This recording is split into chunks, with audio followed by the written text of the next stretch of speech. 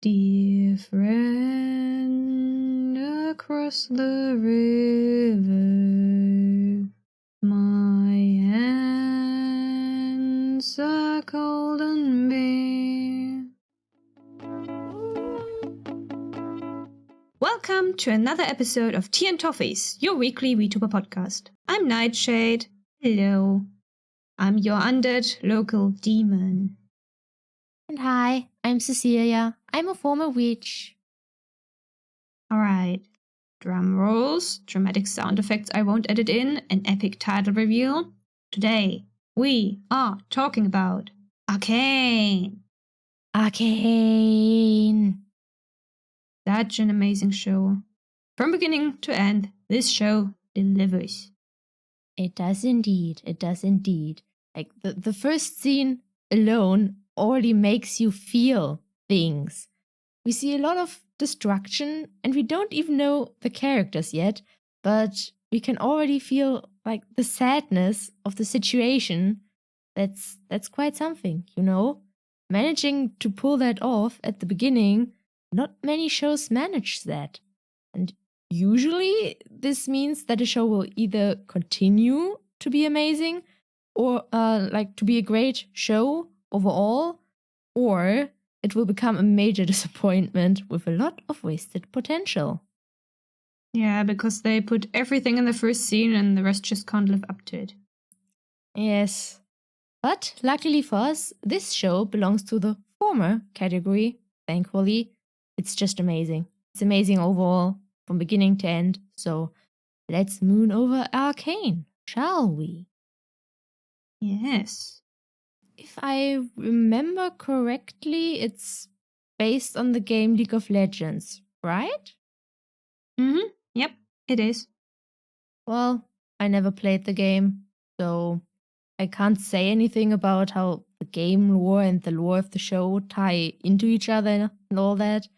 It's, yeah, wait, didn't you tell me it was set before the events of the game, and therefore you already knew that some characters couldn't die because they were present in the game? Yes. Although, to be fair, Arcane is sort of an alternative canon universe. So they could technically still die, but I don't think they will. Yeah. I mean, I still haven't played the game, so I don't know which characters could potentially die or couldn't die, but yeah, it's an alternative universe. Maybe. Well, the show, I watched it twice now, I think. The first time together with you, and then the second time alone in preparation for this episode. And I remember that the first time I watched it, I found it a bit overwhelming. But now that I watched it again, it was way easier just to follow along with the story, who is who, what is happening, and so on and so forth. You only watched it because I urged you to, didn't you? Yes. I think that is correct, and yeah, we ended up watching it together because you really wanted to watch it again. Oh, yeah. Kind of forgot about that. I watched it 4 times now, I think. That's a lot. Yeah, definitely once as each arc was released. Then kind of, sort of, with you. But I think we didn't exactly sit down together for it like we usually do. Anyway, 4 times, in my opinion, has not changed at all. And Neitshayd tends to get bored very fast, or finds faults and starts to get annoyed. But they didn't with Arcane, and that just shows how great the show is. Yep, I watched it 4 times and I still love it. So... Amazing. Oh yes, definitely. Well, Cecilia, you are completely unfamiliar with League of Legends, you said, right? Yes. All I know is that it's a popular game and that you battle other players. That's all I know. Unsurprisingly, I already knew about League of Legends way before Arcane came out, because of course I did. Of course you did. That's very you know? Always. So, yeah, it was. One fine day, several years in the past, finding gorgeous art of a nine-tailed fox girl. Well, I've got no clue how to pronounce this. I'll call her Ahri. I think Ahri might be one of the correct pronunciations. Well, names are hard. Names are hard. Yeah. I'm sure there's some official guide somewhere or something, but whatever. So this right here, for those who watch the video, which, by the way, you can watch videos on Spotify. Yeah, this right here is the official artwork for Ahri. It's not the one I first found of her, but I obviously can't remember which one that would have been. And I can just say, this is gorgeous art of a pretty nine-tailed fox girl. And I wish I could draw like that, but I can't. Agreed. There's a lot of really nice fan art of her out there. I love foxes. I have always loved foxes, and I remember that all I wanted back then was more art of her. But I kind of got sucked into her lore, and then the lore of those involved with her, and then I forgot all about it for some years. But I remained aware of League of Legends. Like, it was around. And then some years later, I stumbled across 2 animated music videos, which are Get Jinxed and The Curse of the Zed Mummy Boy. The Curse of the Zed Mummy. But he's a mummy boy. Anyway. Mummy boy. I don't actually know whether there are other animated music videos. Might be the only ones. You're Maybe asking not. the Who wrong knows? person for that. I don't know. But our audience can tell us in the comments. Oh yes, they can.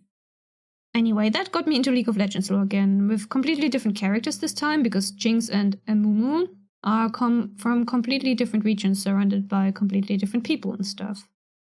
So you could say that you got jinxed. Yes, essentially. Get jinxed me. Mm. So I do know my way around League of Legends lore a bit without ever having played the game. While we're on the topic of those music videos, Get Jinxed is a really funky song, and it contains a lot of things we see in the show Arcane. Like there's this monkey toy that Powder plays with, and there's crane-like graffiti, which we also see at some point. I believe Silco's office is covered in it. And there's lots of explosions and guns. Then we get to see Pow Pow and Fishbones. Those are Jinx's signature weapons. And Arcane Jinx actually has that song on when she's fiddling with the hex core in her lab. Yeah, I found it very fitting soundtrack for the scene. They did good. Oh, yes. By the way, Arcane coming out was really fascinating because I got to watch a fandom build itself from the ground. Like, there was obviously stuff like fan art and fan fiction and stuff for League of Legends, but not for Arcane specifically. And I watched the fanfics start to trickle in on AO3, and then the fan art making its round on Tumblr and Twitter, and where there was barely anything at the beginning, suddenly there was so much of it everywhere almost overnight.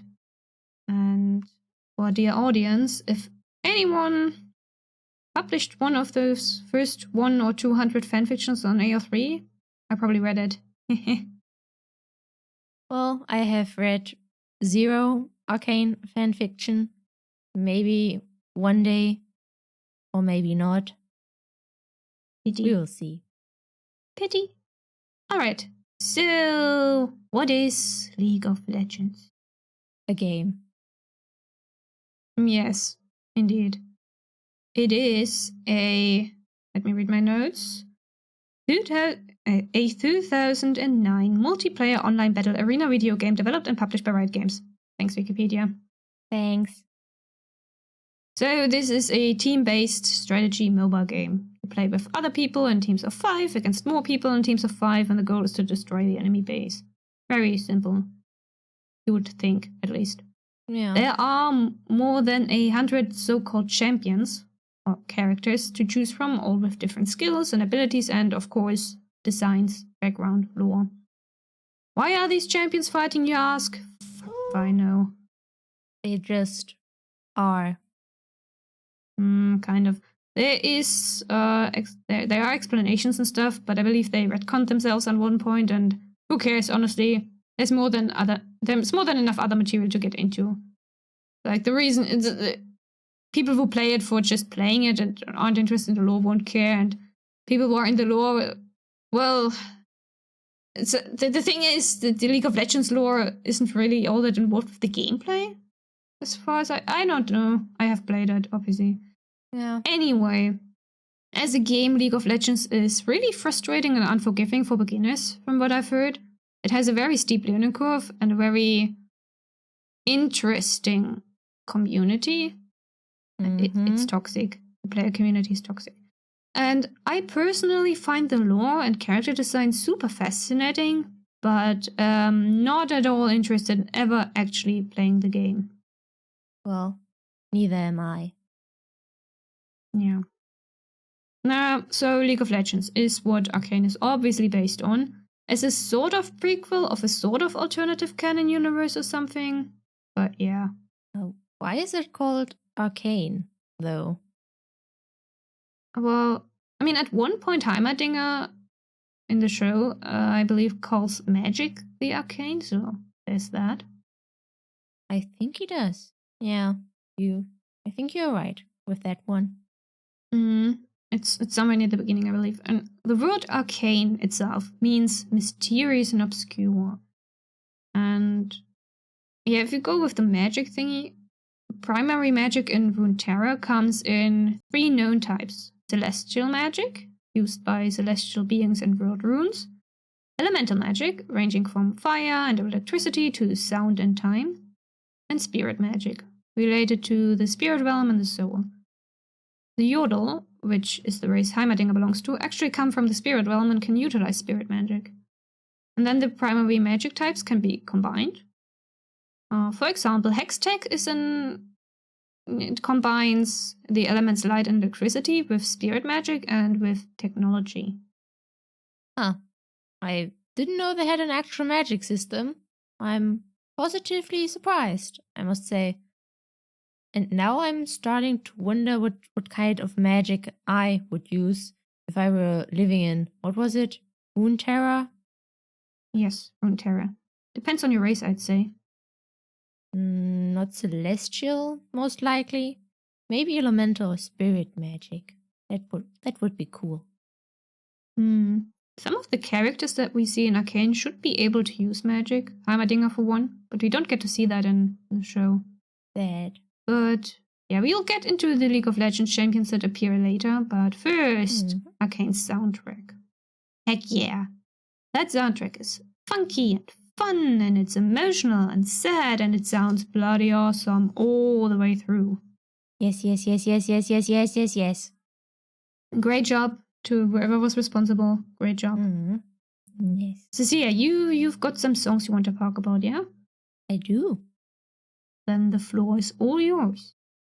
Thank you. The first song I would like to talk about is the very song you sang for us in the intro, Dear Friend Across the River. It's the song that opens the show. We hear it right at the beginning, and it really sets a precedent for this show. We learn about the world the show takes place in with both music and visuals, both of which are amazing. And the show does this multiple times, actually, with different songs. And in this song, Dear Friend Across the River, we learn that we have one city with 2 very different sides on either side of the river that divides it. And those 2 sides seem to be in some sort of conflict with each other, and we also learn through the lyrics that one side is rather poor compared to the other. Yes, quite. Also, very easy to sing, even if you're a terrible singer like me. Lovely song, truly. Yeah, I get to listen to you sing it occasionally. It's nice. Next song, Playground.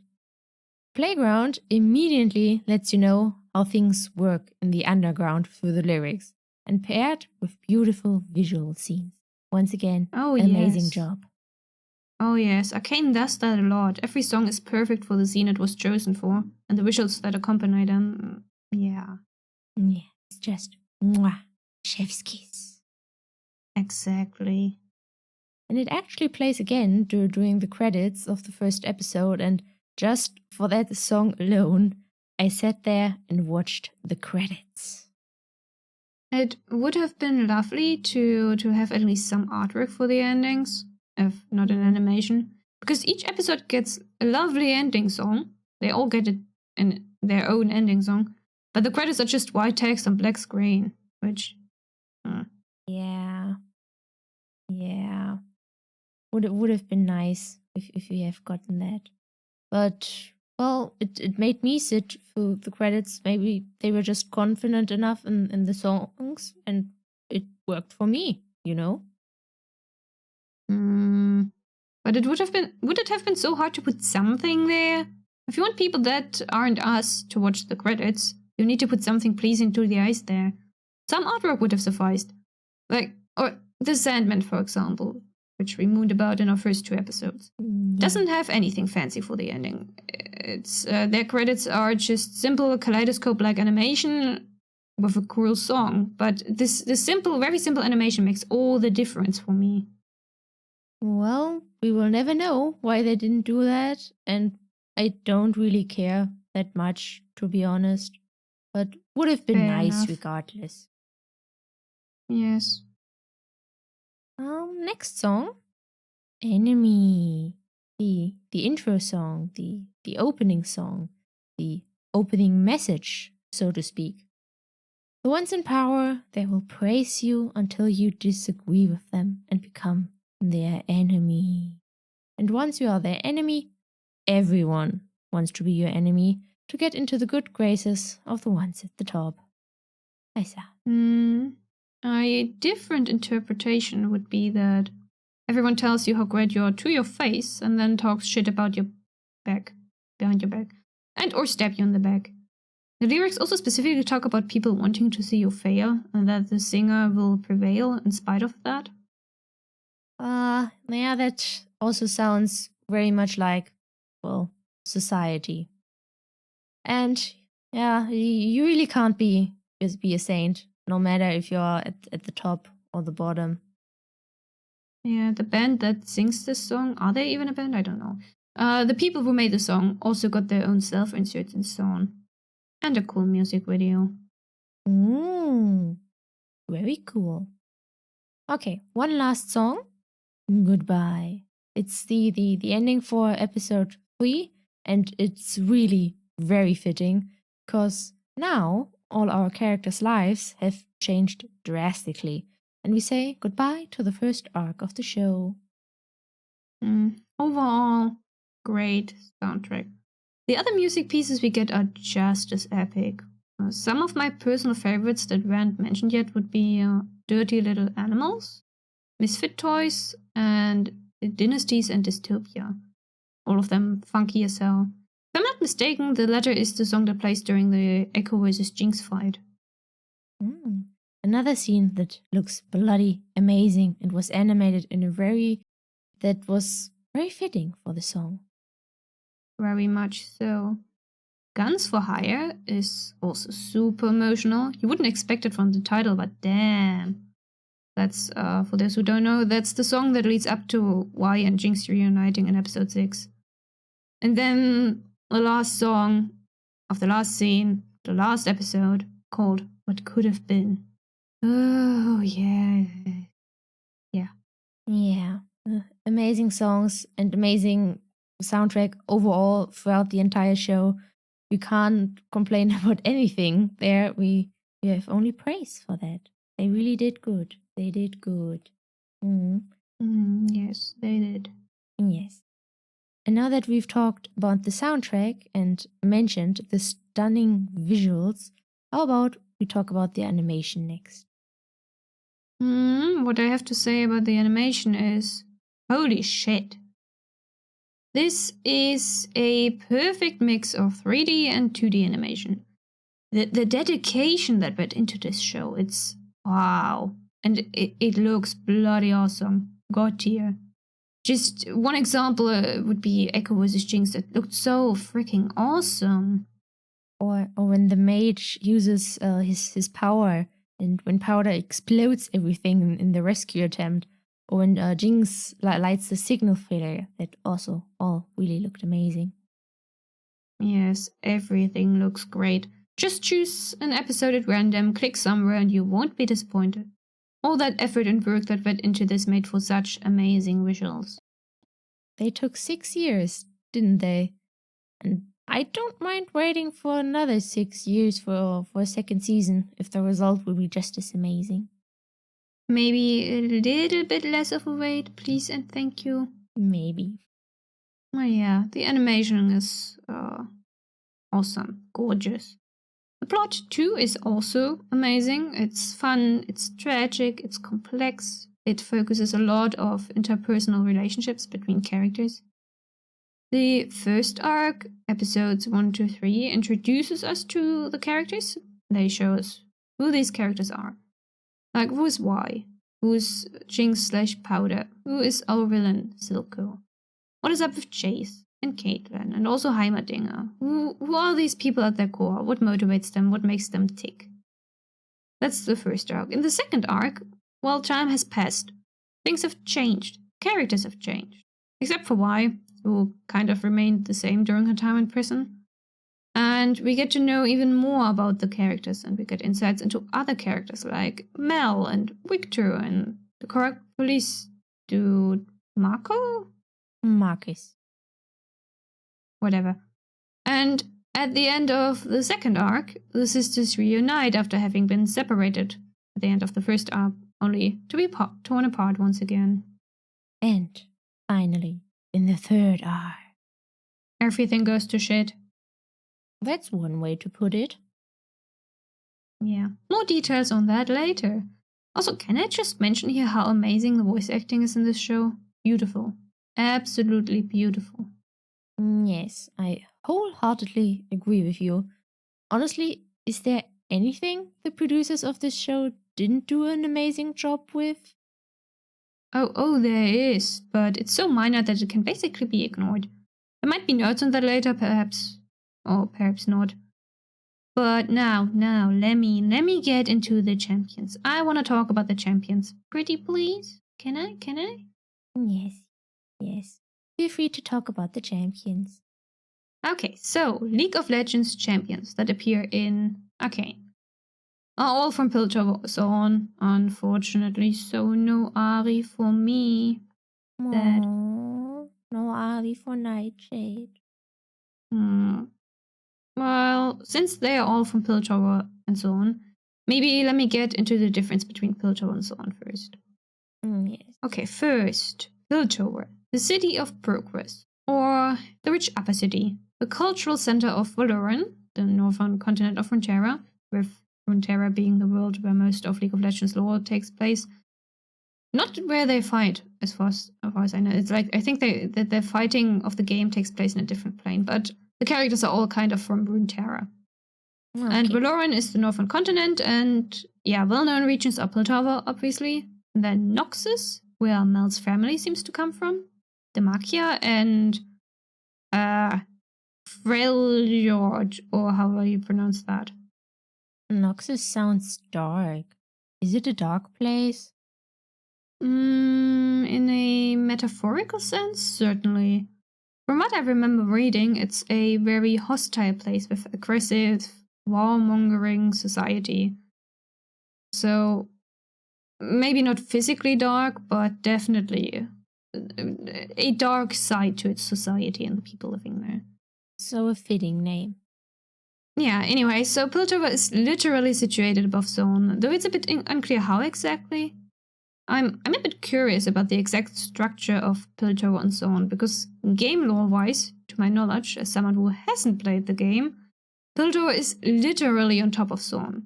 But Arcane seems to have changed that divide into the divide by river with a bridge. Although we do see our characters going downwards when they go from Piltover to Zaun. Maybe the people who have played League of Legends know more about that. Yeah. If you do, please let us know in the comments. Otherwise, I will just think that if it's literally built on top, that they used pillars and an elevator, which just sounds wrong to my ears. It does. It does sound wrong. Yeah. But what else am I supposed to think, you know? I don't know. It does seem weird to have them on top of each other. Like, especially, why would the people of Piltover want to live above the toxic Undercity? Yeah, the Makes no fumes would sense. just wouldn't the fumes like go up?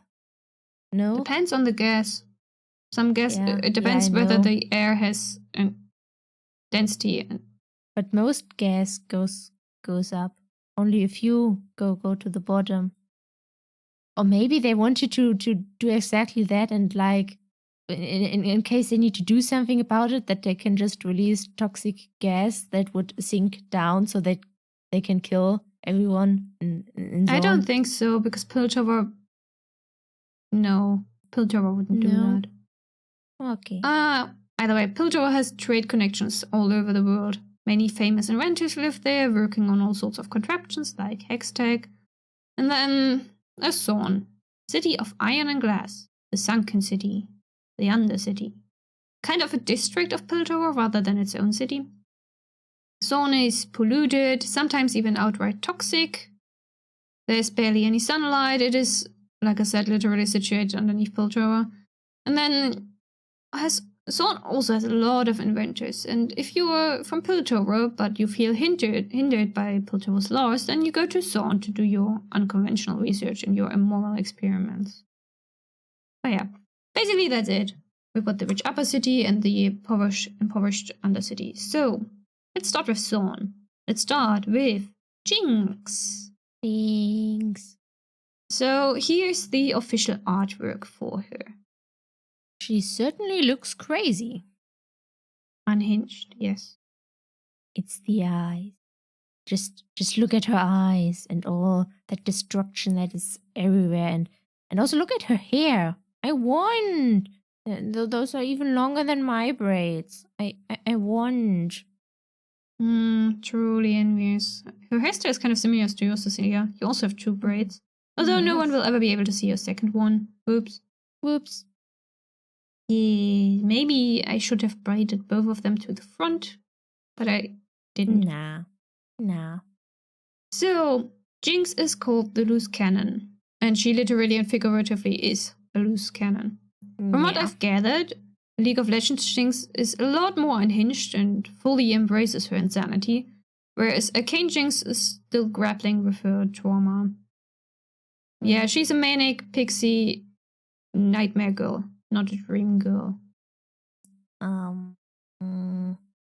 Oh yeah, the manic pixie dream girl is a character trope, but Jinx is not a dream girl, so yeah. I've never heard of that, but I agree that she is a nightmare. So Jinx is a prankster, criminal, and inventor.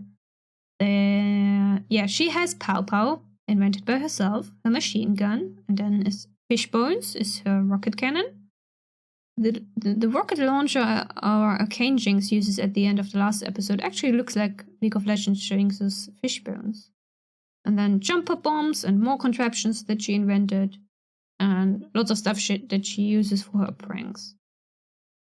And Jinx does a lot of pranks, and there are Vi and Caitlyn, an enforcer and a sheriff, respectively, who often try to stop her and capture her and arrest her. And Jinx in League of Legends clearly has some kind of obsession with Vi, but it's never been explained in the game lore. There were speculations about them being sisters, but no confirmation.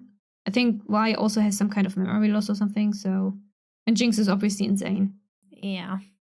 League of Legends Jinx also lives together with a yodel named Jayce, who loves bombs. Oh, very fitting. Indeed. Side note, yodels kind of use glamours to appear human, but if I'm not mistaken, but Heimerdinger in the show clearly shows his true face, so they kind of changed that, I think. Anyway, Jinx also has some really fun skins, like a magical girl and a spaceship pilot, and they all have very different vibes and designs, but they still bring across Jinx's special level of unhingedness. I believe this was for the Lunar New Year special. That looks like a lot of energy. A lot. Very pretty. And then this is the magical girl skin. Look at that funny little purple familiar thingy. Like, it's trying its best on the left. Look at it. Whatever it is. Whatever it is. It's cute. And this is my personal favorite, this spaceship pilot. Ooh. Wait, are those wyverns? I don't know. Space dinos or something? Maybe. Flying space monsters. Possibly highly dangerous. They look cool. So from Jinx to, already mentioned her, Y. A sexy and hot prime material character for not safe for work fanart renditions, and actually not exactly my type. He has boobs and giant metal cloth thingies. Gauntlets. Oh, yeah. And it certainly looks like she could pack a punch. Don't get on her bad side. Yeah, or crush your head between her. Yeah. Yeah. So Y is a pink-haired ex-criminal, now the Piltover enforcer, wears Hextech gauntlets similar to what we see later in the show when Y teams up with Jayce. They even called the Atlas gauntlets in the show. Wonder where they got that from. I wonder why.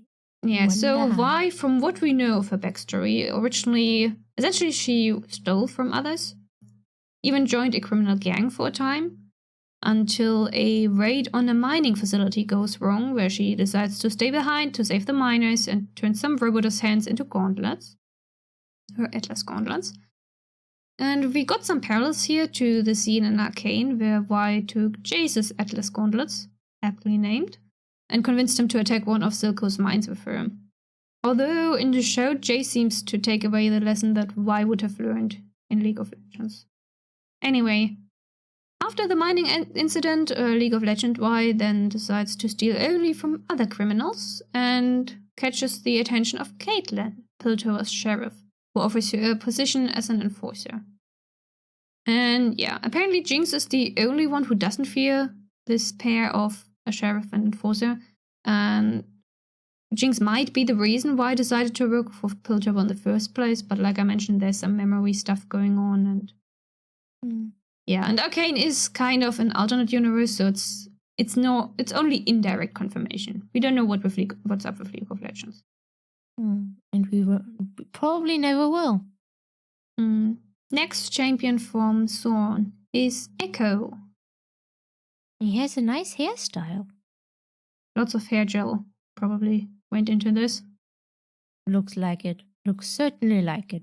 And is that a gigantic sword that he has? Looks like it. He is a time manipulator. His title is The Boy Who Shattered Time. Ekko is a genius inventor. So genius that he invented a contraption called the set drive that can turn back time, if only in small increments. Also apparently a childhood friend of Jinx, but Jinx doesn't seem to remember him, which is not surprising. Yeah. And yeah, Ekko in League of Legends looks after a gang of Zaunite orphans, the Lost Children of Zaun, which is a parallel to post-time skip Arcane Ekko. Also makes me think of Peter Pan and his Lost Boys. Anyway, so there's this scene in the League of Legends lore where Ekko is trying to save one of the kids from falling to his death, and he tries a lot, turning back time. And he tries again and again and again, and basically this helps him figure out how his newly invented Z drive works and how to make the most of turning back time for a few seconds. I'm not sure, but I think Ekko leaves the gang at some point. His children, I don't know. Anyway, so League of Legends, Ekko, he also has a wall painted with faces of people he lost. Just like Arcane Ekko, which very sad. Very sad. Why? Well, because of all the people he lost. Sure. But Ekko is also the one who shows us that even in the Undercity, that there's still hope, you know? Even after a personal tragedy, one can manage to stand back up and give others hope again, and their hope can become your own. I quite like that, you know? Even in the dark uncertainty, a beautiful tree can grow. Life can prosper. I'm glad people like that exist. In that case, you will find our next character to be quite something. I present to you Singed. I do not want to cross paths with him. And is that green stuff toxic? Yep. It looks very Yep. dangerous. Yep. Do I need a gas mask? Nah. Zaun has enough toxic fumes of its own. You're either used to it or you're dead. And then I'm dead. Being dead is not that dead. If you say so. I would know. Singed is the mad chemist. In the show, he's Silco's scientist friend? Not sure whether they're friend. He's the embodiment of a mad scientist. He's originally from Piltover, actually. At one point, he kidnaps some criminal and turns him into a werewolf-like or lichen-like monster called Warwick, which we have here, the official artwork for him. I also do not want to cross paths with this monster. He's a good boy. I want to give him head pats. And scratch him between his ears. Look at this good boy. Such a good boy. I don't think I would be brave enough to do that. He looks kind of terrifying. Does he? He's cute, yes. Adorable. So Warwick seems to have known Jinx and Vi before his transformation, which made for a lot of fan theories. There are theories going around that Wanda from Arcane will return as Warwick in future seasons. And we do see a glimpse of what might be Warwick in Singed's lab in the ending scenes of the last episode of Arcane, so it's a possibility. And now I want to season 2. Don't we all? Don't we all? But I think it was confirmed that we will get a season 2. It's just how long we will have to wait. Yeah. Okay, other Zaun characters. Silco, Suika, Milo, Cleggo, Benzo, etc. Those aren't League of Legends champions, and, well, most of them died anyway. So we will move on to Piltover with Caitlyn. Caitlyn looks like a cupcake. Yes, that's a pretty little cupcake, you know. No, just look at her. Pretty little cupcake. Cupcake. So Caitlyn Kiraman, one of the characters with a family name, is the sheriff of Piltover. And looks like a cupcake, obviously. I hear your vibe. Is often paired with Vi in League of Legends. She is an excellent sharpshooter with her Hextech rifle. And in League of Legends, in her backstory, her parents were one day kidnapped and tortured, and Caitlyn became a private investigator to find the criminal behind the kidnapping, eventually became an officer and later the sheriff for the Wardens, with the Wardens being the law enforcement of Piltover. And that's all I have on her, really. Next up is Jayce. He looks more buff in this one compared to the show. Certainly has a lot of muscles, this one. A very chiseled jaw, too. I think his Arcane counterpart is more handsome. Well, neither version is my type. Yeah. This version even less so than the shows. But, like, if you give me a Ganondorf, I'd be like, yes.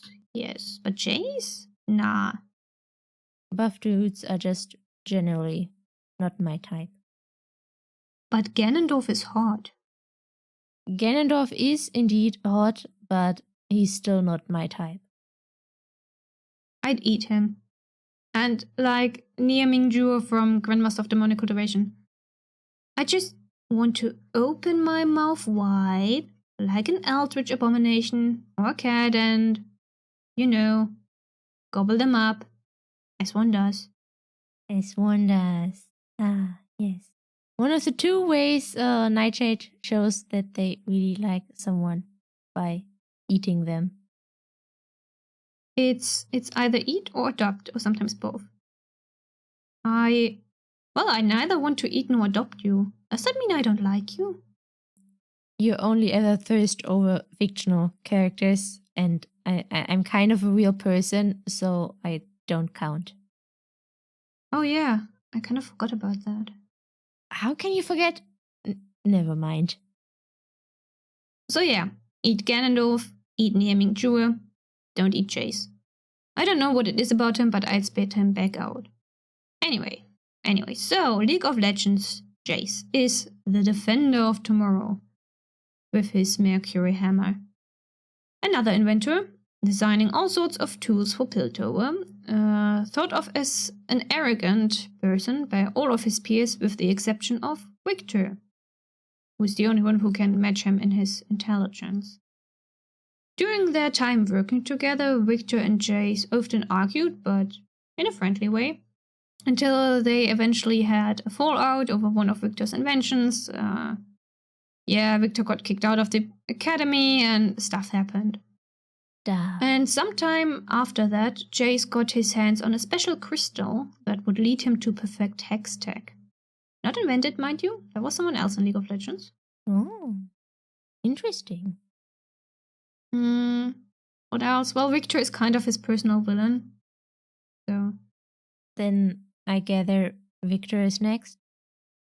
Yes. Viktor technically belongs to Zaun, but I want to tackle him right after Jayce. So here we have Viktor from League of Legends. Wow. Looks like a villain. Also looks awesome.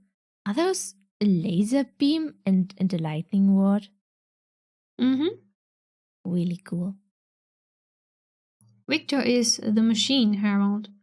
Was born in Zaun, where he faced a lot of death and tragedy, all caused by human error, and this caused quite some trauma. Of course it did. Of course and it did. he is, you guessed it, an inventor.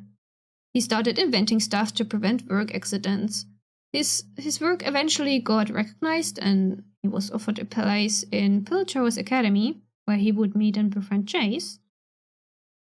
But the professor who invited Viktor to Piltover would one day then steal credit for one of his inventions, a golem, who's also a champion of League of Legends.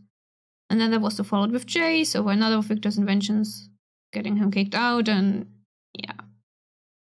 Viktor then started operating on himself, turning himself into some kind of machine to free himself from human failings for, he calls it, glorious evolution. Yeah, he stole the special crystal Jayce was working with, almost got killed by Jayce, etc. We see the initial stages of his transformation in Arcane, how he wants to achieve evolution and make his body into something better, but this Viktor still has a long way to go, a long way to descend, until he reaches his League of Legends counterpart's level of unhinged. Yeah, can you really call that glorious evolution? I have my doubts. He certainly would. He certainly would. Or, well, League of Legends. Viktor will call it that. Anyway, another one of the many inventors. Heimerdinger. Looks actually like the show, doesn't he? Yes, he does. And he wears safety goggles. I support that. Mind your own safety. I'm not so sure about that. Are they for safety? Maybe they also have special properties? Yeah, that would make sense. So, Professor Cecil B. Heimerdinger, the revered inventor. So many inventors. He is a yordle, not a human, kind of immortal. He's brilliant, an eccentric, an esteemed professor of Piltover's academy, kind of obsessed with science. His biography is rather short compared to the other champions featured in Arcane. I think he doesn't have a problem with magic at all in the game. In fact, League of Legends Heimerdinger is a bit less concerned about safety. More of a carefree inventor with an inexplicable love for turrets. A little bit unhinged, maybe, though still harmless compared to, like, Ziggs, Singed, Viktor, Jinx. I also find it interesting that Arcane Heimerdinger doesn't use glamour to hide what he is. Yeah. Piltover has... Well, in the show we get Mel, Grayson, Marco, and a lot of other new and shiny characters that do not appear in League of Legends, so not gonna talk about those here. His name is still Marcus. So, after all this talk about League of Legends champions, let's discuss some Arcane characters more in depth. And I'd like to start with the Powder versus Jinx debacle. Powder versus Jinx. Yeah, first thing I have to say is like, ooh, a therapist would have a field day with her. Yeah, lots of issues. The tea party scene where she confronts Vi and Silco about it, about her like Powder versus Jinx problems, and ooh, yes. Let's not jump right to the end, shall we? Let's start a bit earlier, the end of the first arc, where Vi leaves Powder right after their adoptive dad and brothers died, because Vi has to deal with her own emotions first. She grieves and in the heat of the moment blames Powder, which is understandable, at least for me. And she even works through the brunt of the emotional onslaught rather fast. She wants to go back to Powder, but sadly gets, well, arrested by Marcus before she can. And Powder doesn't know this, though. She thinks Vi left her for good. Powder feels abandoned. She has already struggled a lot with this emotion in the past. She is the youngest and regularly gets left behind when all she wants is to pull her own weight and help the ones she cares about. And Vi was like the only person who always supported her, while the others in the group often found her a burden, which is really sad, you know? And being confronted with a Vi who also puts blame on her is emotionally challenging. It fuels her insecurities. And I can't really blame her for siding with Silco. She needs affection and she needs support. And Silco sees her potential and wants to use her at first. But he ends up loving her like a daughter, and I guess everything worked out after all. No, not really. Yeah, no, It did not work out. it really didn't. Yes, so we have, on one hand, Powder. Powder, like you said, wants to be useful, but seems to mess everything up. She's a young child in a shitty world. Powder already has a shit ton of issues, but then we got Jinx. Yeah, what does Jinx represent? So much trauma. Trauma incarnate. Yes, she has hallucinations, delusions. She hears voices and other things. She has severe mood swings and extreme abandonment issues. And yeah, I promised to stay with her, then betrayed her, and then immediately regretted it. But Jinx doesn't know that. She's, yeah, abandonment issues. Also super touch stuffed. Poor girl. She needs a hug. She needs lots of hugs. Can I hug her? No. I suppose I might get hurt. Oh, yeah, that too. Wait.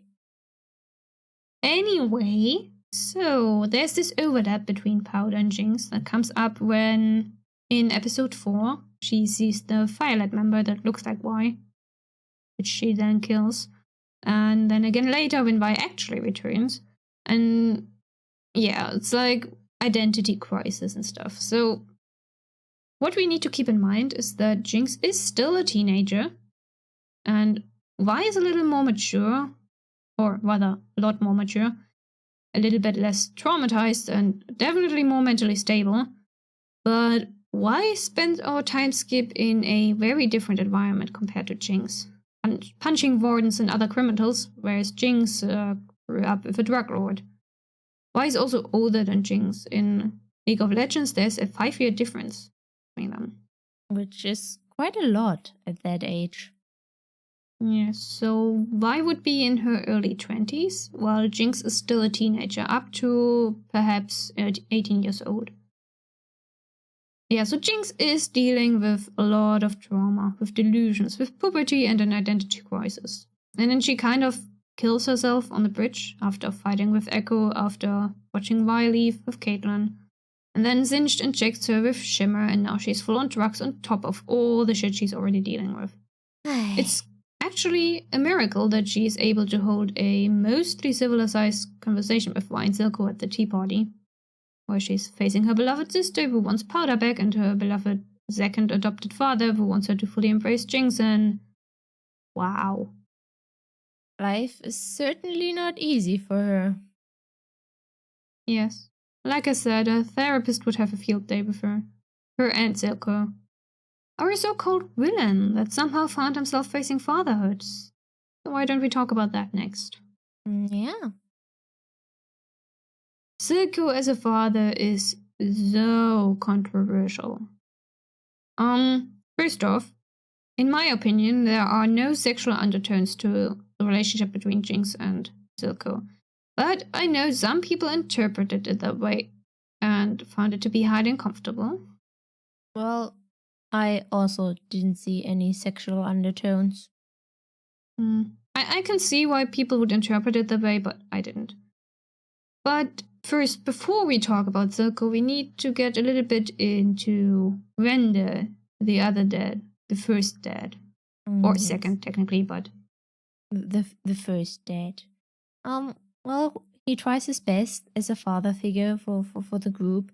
He hopes for a better life for the children with less danger, which difficult in Zaun, because Undercity. He shows that he cares, but he still wants to protect them by being strict as well. He even sacrifices himself so his loved ones can be safe. And it also shows that he trusts them to survive on their own without him, which big show of trust in my opinion. And like he said, the world tries to break you, when you're in Zaun especially, but you have to keep going. One, Render. Render is a very strong character, both physically and mentally.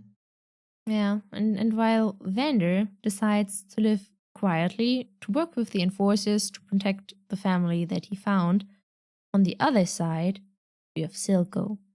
He found ambition in his thirst for revenge and wants to fight so no one this game ever again. Yes. So, is Silco a good dad or is he a bad dad? Neither, I'd say. There is no right answer to that because it depends a hell lot on your own personal moral standards. Mm-hmm. And those can be, I don't know how humans see it, but for demons they can differ a lot. Yeah. So, also, what we need to remember as well is Jinx isn't the only one with trauma. Silco is a traumatized person too. So much trauma in this show. Yeah, so like a traumatized person trying his best with a traumatized child. And how would he even have been able to provide Jinx with the support she needed as a criminal of the impoverished Undercity Zone? Like, they don't have access to therapy. And yeah, they both have extreme abandonment issues. Not even our Toffee darling can top that. And putting two such people in a parent-child relationship just begs for disaster. Silco is also essentially a mafia boss, drug lord. Actually, does your crime syndicate deal with drugs here? It must. They all do. I'm not the boss of a crime syndicate. Don't try to deny it. I know you're a mafia boss of something. I'm really not. Crime lord? That's essentially the same thing. Villain boss. No. I just would like to clarify to our dear audience that I would never do something illegal. Thank you very much. So, Silco? Right. Silco. He did genuinely love her. Jinx, I mean. Otherwise, he wouldn't have sacrificed his dream for her freedom. And he trusted her too, allowing her to do the eye injection thingy, for example. Yeah, that truly says a lot about how much he trusts her. And Silco has always accepted her, hasn't he, with all her flaws. And he loves her in his own way. And he's manipulative, yes, but he's manipulative less for the sake of his weapon and, well, it's like when Jinx comes back from having met Y after the time skip and confronts him about keeping it from her, and he's like, yeah, at the back of his mind, he still wants that weapon, thank you very much. But first and foremost, he's afraid of losing Jinx, his daughter, the only person he genuinely loves. Yeah. You would think that the villain, the antagonist, would manipulate this poor girl because he is evil and wants to use her. But no, he just doesn't want to lose his daughter. He needs her. He is afraid that she will leave him for Y and abandon and betray him like Wanda did. He's so worried when he finds her bloody and unconscious on the bridge. He's torn when Jayce offers him the realization of his greatest dream on a silver platter in exchange for his daughter. In his last moment, he only has Jinx on his mind. So, yeah, here we got this villain who dreams to make Zaun independent from the upper city, who is ruthless and would do anything to fulfill his dream. And he never understood why Wanda would give it all up for family. And then this little bundle of walking trauma falls into his arms, or throws herself into his arms rather, and this kid was just betrayed by her sister and is all alone in the world, so similar to how he once felt, and suddenly there are all these parental feelings. Feelings can change any person, you know? But, well, as an undead demon, you probably don't really get it. On a theoretical level, I do understand it, but not on a personal level. But yeah, the Arcane shows us how he comes to truly come to care. Or no, actually they don't show us that, but we can see it in all these little instances that he has come to truly care for her during the years we don't get to see on screen. They build trust between them. There's also some sort of codependency, or maybe it's only Silco that's dependent, while Jinx is still torn between being Powder and being Jinx and also teenager. And they're both so incredibly traumatized. It's incredible. He does finally come to understand Wanda. He even admits that. And he's still a mafia boss drug lord fighting for his dream, but his daughter is just more important now. Yes. Yes, she is. And then shit goes down, and his own daughter gets triggered and accidentally kills him, and whoops. Whoopsie. Yeah. This relationship was really complicated, not the healthiest. A bit cracked from the start, and it gets somewhat broken during the second and third arcs of the series, but they made it work. They trusted each other. They held genuine affection for each other. And why only ever thinks of Silco as being a manipulating bastard who is using her sister for his own gain, but that is not entirely true. Sure, Silco wants Jinx to make that weapon for him, but he also does sincerely love her as his daughter. He is willing to give up his dream for Jinx. So, yeah, it's messy, but it's also an important relationship for both of them. And I don't think Vi ever really realized that. I don't think she did. Who knows what would have happened if she did? What if? What if? What if Silco hadn't attempted to shoot Y, the very action that triggered Jinx into shooting him? What if Silco hadn't stopped Y from triggering Jinx into what looks like a severe panic attack? What if? What if? What if? There are a lot of what ifs in the show. I do not blame Y for what happened up to that point, but she must have seen what calling out those names of people in that last scene at the tea party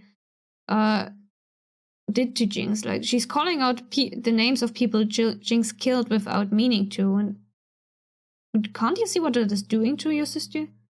Y's words are clearly triggering Jinx, but Y just keeps going on. And it seems to me that Y isn't even willing to really just truly listen to what Jinx is trying to tell her, to see and accept the way Jinx has changed, because Jinx had to change. There was no other choice for her. It seems to me like Vi is a bit stuck in the past.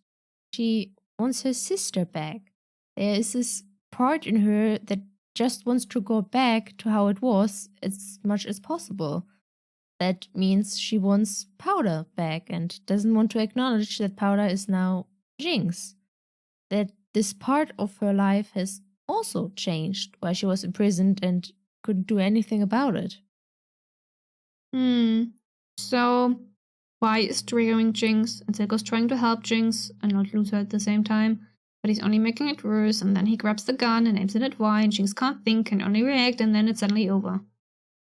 That ending, the pain. It's a lot of pain. And things needed to happen like this. Anything else would have made the show less perfect, in my opinion. Oh, yes. We were so close to getting peace, to people achieving their dreams, to Jinx and Vi, and yeah, but none of that comes to fruition. This ending that we got is perfect. Nothing is the same anymore. Nothing will ever be the same again. It's impossible now. That path got shattered by trauma and guns, I guess. And all they can do now is move forward with more guns and more trauma. Yeah, kind of. Moving on to other characters, or characters in general, actually. Because the characters of this show are all so well written, so complex. There's so many shades of grey, so many layers, from Vi to Jinx, Silco, everyone. And there's so many characters with backstories that are clearly there for us to grab, but never explored, which makes the world seem very rich and vibrant. You can bet that any random background character could potentially have a super rich backstory. Even the corrupt cop, Marco, or what's his name, got a rich backstory. Marcus. His name is Marcus. We got strong women characters in different facets, from physically strong to being strong in a soft, feminine way. Mel versus her mom, Sevika, Vi, obviously, and we get Caitlyn and Skye, one who had a crush on Viktor. We also get men who are feminine and men who are strong and men who are neither. Brenda, Jayce, Silco, Viktor. We get so much variety. We love to see it. We do. Also, so many parallels between characters of totally different backgrounds and their relationships with each other. Alright, let's cover some examples. Vi. Let's start with Vi. Vi is physically strong. She packs hard punches and she's agile and she's tough. She also gets hit and doesn't win every fight, but at the end of the day, she pushes herself up from the ground again and keeps moving. She just keeps going. She displays masculinity, but she also flirts with Caitlyn, and generally she just does what she wants. She also cares a lot for her family, for her friends, for the people of Zaun. She is strong, and she's also mostly an independent woman overall, with very powerful gauntlets. Sevika is also a physically strong woman who is absolutely loyal to Silco's cause. And Grayson is a physically strong woman. She was a physically strong woman. She was an excellent sharpshooter. She was an excellent sheriff too. And Mel's mum, Bessa or something, is super buff and sexy and loves pretty boys, and I tap that, in theory. And yeah, well, Mel's mum is also, obviously a mother who cares for her family, but in a different way than, say, Caitlyn's mum cares for her family. I found it quite refreshing seeing a tough woman have a boy toy and not the other way around. Hot. That too. And, Caitlyn's mum is strong in her own way. More of a diplomatic kind, but also caring, and definitely the one who dominates her marriage. It's her husband who patches up Caitlyn's wounds, who is soft and gentle, where his wife is stern and pointing the gun at possible intruders. More variety. Yes. Mel herself is a strong woman in an entirely different way. Here we have a woman who utilizes her femininity to get what she wants, and it is her own choice. Counselor Madara just looks drop dead gorgeous. I love her design. She knows how to dress and how to move, and it's just graceful.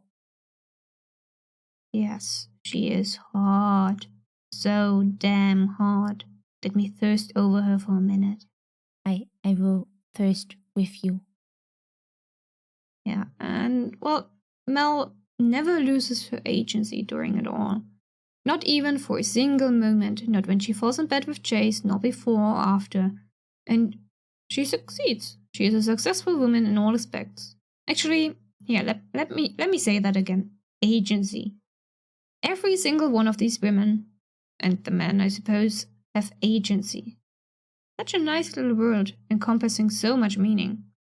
These characters make their own decisions, and these decisions have consequences. No one is making the decisions for them. One word that can make all the difference. Yes. Alright, more female characters. Jinx is walking trauma, we already went into that. Yeah. Caitlyn is not as strong compared to the others. She's more ladylike, a bit softer around the edges, but that's fine. She also shows strength at times, and we don't need every female character to be a strong female character. Yes, I agree wholeheartedly. Yeah, so many different characters to choose from. It's awesome. It really is. And then there are the men, I suppose. They exist as well. I don't really... Alright. Let's see. Jayce is a strong buff inventor, counselor dude. Sure. He goes on a journey to find the balance between what he personally wants and politics. He changes a lot during the show, but at the same time, not much at all, really. Viktor. Viktor is a soft boy. Also a crazy inventor on his way to a glorious evolution.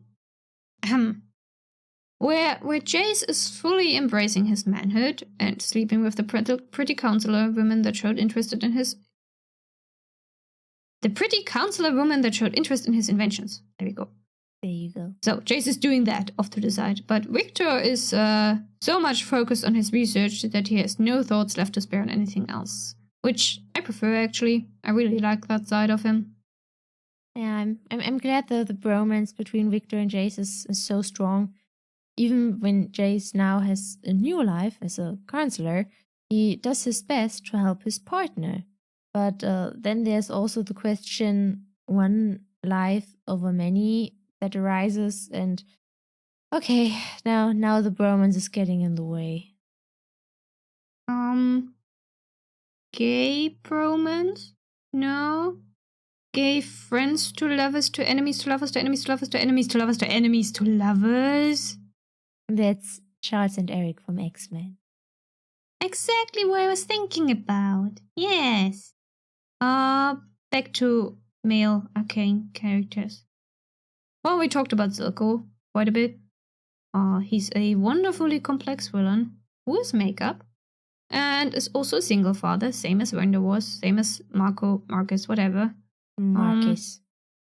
Heimerdinger is technically also a male character, but my mind always puts him into the cute little immortal non-human being category.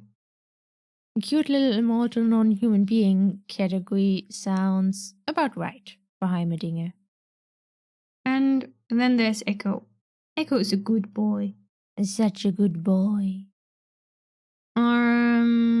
There's other dudes. Who cares about them anyway? Not you and not me. I think we covered all the important ones. We're missing the non-binary characters, but us non-binary folks usually get forgotten in media anyhow. Back to the great stuff about this show. No social role is limited to gender, and that is great. Which is the reason, I think, why LGBT plus representation is so very subtle, but it is there, it is present. It is. We have lesbian representation for once. the blue-haired enforcer girl prefers the company of a girl. Cupcake. Cupcake. Yes. And I can also get behind the romance we get between Caitlyn and Vi. I hope to see more of that in the future. And now I want cupcakes. But without pure sugar on top. So basically not a US American cupcake. The USA tends to make stuff way too sweet. A muffin? Yes, a muffin. A blueberry muffin. Are blueberries in season? I could bake some. I don't think so. I don't think they're in season just yet. Anyways, I can get behind the romance we get between Caitlyn and Vi. It is subtle, it is implied, it seems to be no big deal. And why would it when gender also plays no big deal at all? We don't see a whole lot of it, but the show is so focused on all sorts of platonic relationships, if we ignore Mel and Jayce, that we don't need it necessarily. And I personally love how subtle and gentle the budding romance between Vi and Caitlyn is. This is something I can appreciate, and it is not discomfort-inducing smooching where no smooching was needed. It's slowly developing romantic feelings for each other and not just being sexually attracted to the other, and it's very much appreciated. I think that in the future they will include more LGBT plus representation, and they will do it well, or rather they will, I hope, continue to present us with an egalitarian, the word is egalitarian, a world free of gendered roles and expectations, where it doesn't matter who you love. That's up to you and you alone. Egalitarian. What a word. Why did I write that? Bloody hell. I don't know. And we will also have to wait and see whether they will include someone who is non-binary or someone who is asexual or aromantic or maybe even both. Would be lovely, but these things are hard to show without telling and or being in your face about it. Like, it's easier to show two girls flirting and have people view it as a lesbian representation rather than two people bonding platonically as people who do not experience romantic and or sexual attraction. Yeah, so like Ace and Arrow representation is a bit hard to show without telling and having it there. But the non-binary representation should be a bit easier. Now then, from characters, let's move on to society. Poverty versus wealth and other problems of society. Central topic of Piltover and Zaun lore, isn't it? The wealthy, orderly upper city versus the impoverished, lawless undercity. One literally being on top of the other, or not. Who knows? Not us. Maybe the commons. With inventors on both sides, some switching sides, either by being acknowledged for their genius, intellect, or, well, switching to the other side for being ostracized for their immoral inventions or whatever. Yeah. Humans cast misfits out of society, even though they could be very beneficial, because they are afraid of things they don't understand. And if they are afraid, they lash out or try their best to ignore it. We have nobles versus peasants, top versus bottom, oil versus water. This society is divided into two parts. We have the top side and the down below. And one would think that the top side would have very tight security, wealthy as they are, but a group of teenagers from the underground manages to break into a penthouse. They are very nifty teenagers, to be fair. Yeah, I guess they live so comfortably at topside that they don't pay close attention. For them, there is no need to look up, because why would anyone be on the rooftops? So why would there be a need to look up? Actually, I just remembered, I think in the first episode, don't we see a balcony with cupcakes on it?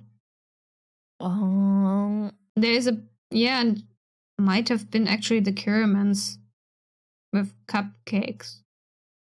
Sorry, continue on. When do I get my blueberry muffins? Okay. Once blueberries are in season. Now I can't wait for blueberries to be in season. I like blueberries. Anyways, in the slums, you need to fight to keep your spoils. Nowhere is safe. You must earn your place. And the two sides of the river are so close together, but they couldn't be more different. Or I suppose the one is on top of the other, then they're even closer. Maybe. But they're still two different sides. Yes. Just not right and left, it's top and bottom. And we've got these two parts, and they are both full of genius adventures. We've got a lot of technological contraptions as well. And we see magic. And what exactly is the difference between science and magic? Well, magic is something we simply can't explain yet with science. Maybe the arcane is the same, something we don't understand yet and thus call magic. The show certainly frames it that way. Also, the arcane literally means something that is mysterious. So, yeah. Yes, very fitting name. And once upon a time, people would also have called like electricity and the internet magic, or bioluminescence. Like all sorts of things would be magic, because they didn't have the scientific ways to explain everything yet. So they just call it magic at first. But instead of calling it the era of magic, they decide to call it the era of hextech. See, all of a sudden, it is not magic, but technology. The era of technology. Well, as I've already explained, hextech combines technology with magic. And considering Viktor's experience, I'd argue that they still haven't fully gained understanding of it. Well, I didn't know that when I wrote these notes. Anyways, technological advancement is about taking risks versus playing it safe. You have progressive versus conservative. You have safety versus economy. And science is fueled by hopes and dreams and curiosity, and casualties are sadly unavoidable. Take pufferfish, for example. For some reason, people thought it was a good idea to try it over and over and over again until a technique was developed that you could eat some parts without dying from the poison.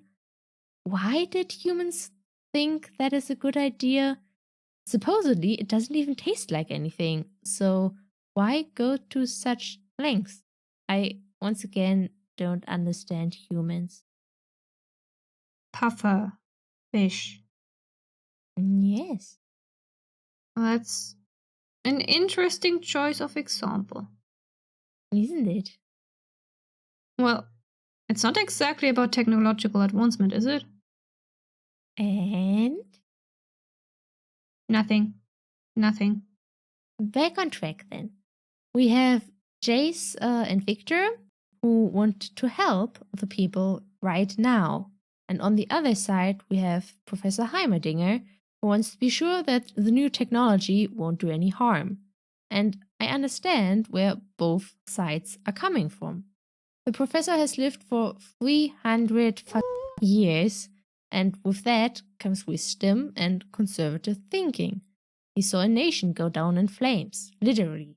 He doesn't want to see a repeat.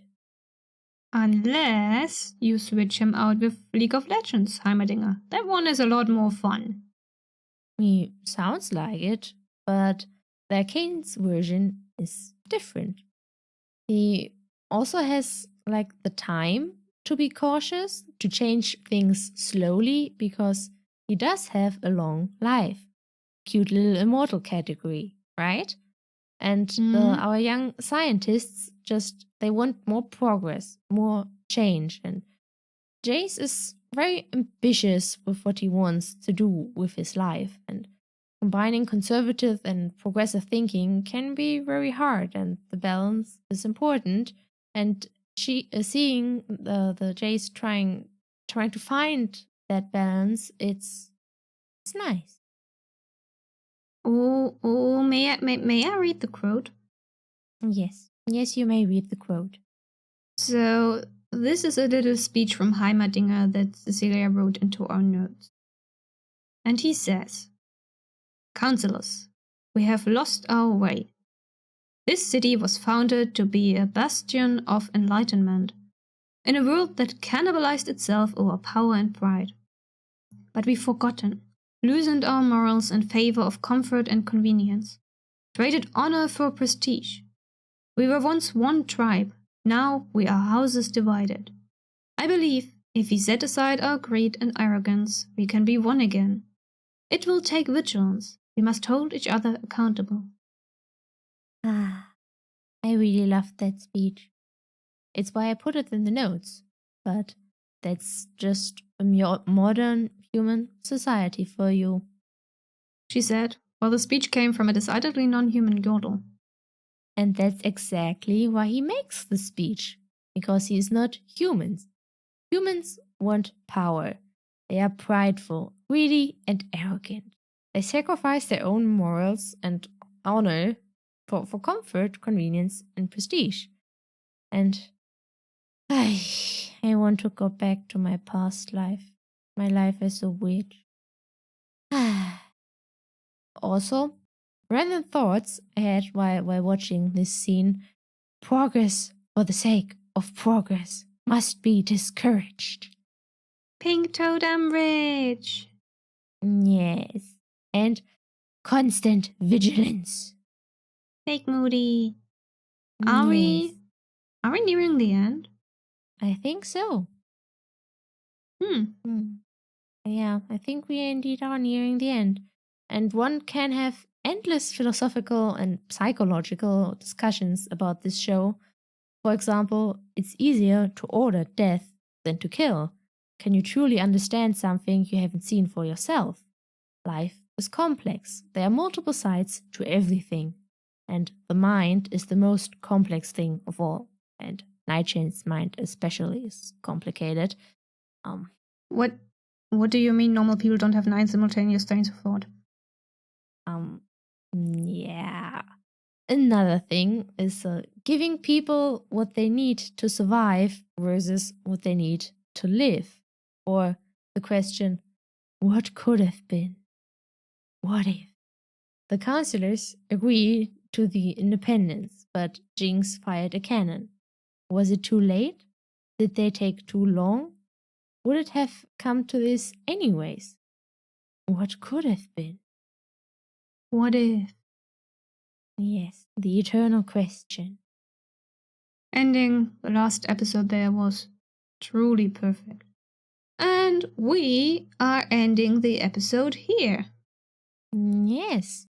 In the meantime, you can find us on Twitter. Our handle is @TNToffies. And for the YouTube watchers, we are also on Spotify. Or if you're listening to this on Spotify or watching this on Spotify, we're also on YouTube @TNToffies. Yes. And if you enjoyed this episode, leave us a comment. We would love to hear your thoughts. And then like, subscribe, hit the notification bell. You know, the usual. And we will see you all next week. Bye. Bye.